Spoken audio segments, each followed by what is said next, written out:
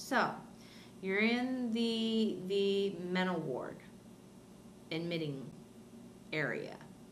Okay, you've had your breathalyzer, had your urine test, had your blood draw.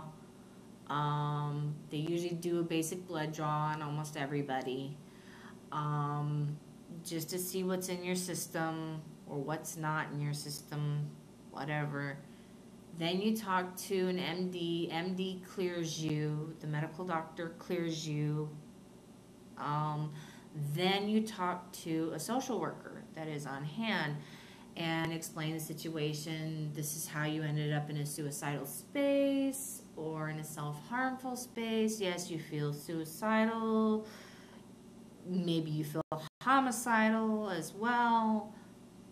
Sometimes that happens. Sometimes people feel both. Some people feel one, not the other. You know, in any event, if you fulfill one of those criteria or whatever, usually that means that you need to be hospitalized there or somewhere similar. So at that point, they finally say, okay, this person needs to be hospitalized. Then what they do is you usually get to lay around for a little while. At some point or another, hopefully, a tray comes around of food, because usually it's like the wee hours of the morning or whatever.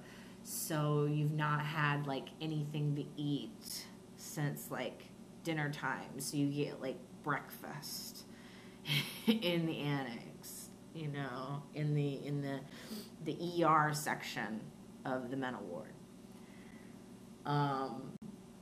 You know, or sometimes earlier, you know, it could be a different meal, but usually there's a meal. Just trust me on that. So, you usually get a meal. Sometimes, depending on the situation, you get, they give you some prescribed medications if there are medications prescribed you. And then eventually a bed will open up at the main mental hospital, and they call for security, and security comes over, which sounds really scary, but they're usually really nice guys, and they take you in a car over to the facility. If the facility is separate from the annex, which in my experience it has been, the hospitals that I've been to, and you get taken over there. And sometimes they have like an east wing and a west wing, or you know, different wings of the mental hospital. And so you get put into either one of those. Usually there's not a criteria, but like I said, my experiences aren't everybody else's experiences. So for some other people, I'm sure that some wings might have some criteria while other wings might have other criteria. In my experience, it hasn't really made a difference where you end up. East wing, west wing, same difference. Okay? Just an older and newer part of the building. So you get there, and then they pull you into the nurse's station. They have like a little doctor's examining room off to the side, and they basically do another skin test. And that's basically they make a count of all of the scars on your body if you're like a cutter. They make note of all scars and stuff, any open wounds, anything like that that might have been missed, overlooked, not paid that close attention to. And they of course check to see, they make you pull the waist of your underwear out a little bit to, you know, show that, okay, I have no knives or razor blades or safety pins or push pins or anything like that hidden in my underwear that of which I could use to harm myself with. Okay, so that's basically what that is. It sounds scarier than it really is. It's a bit embarrassing the first time that you go through and do it, but it is really for your welfare and for your well-being.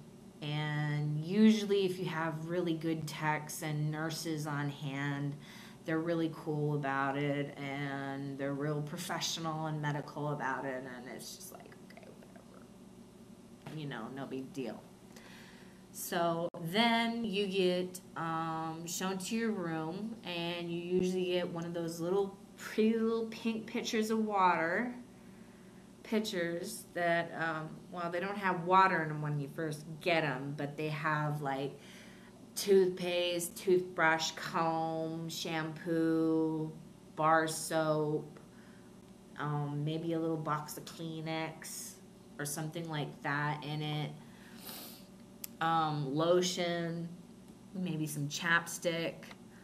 That goes to every person. It's like a little welcome package. And everybody gets one of those, and typically, if you're anything like me, you're thirsty and you go and they usually have water and ice on the unit, and you can go ahead and get a pitcher full of ice water, and they give you straws and stuff, and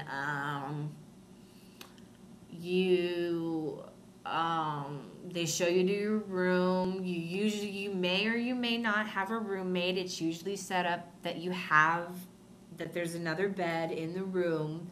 Whether you already have a roommate now or you get a roommate later, could work either way. But it's totally possible for you to have a roommate at one point or another.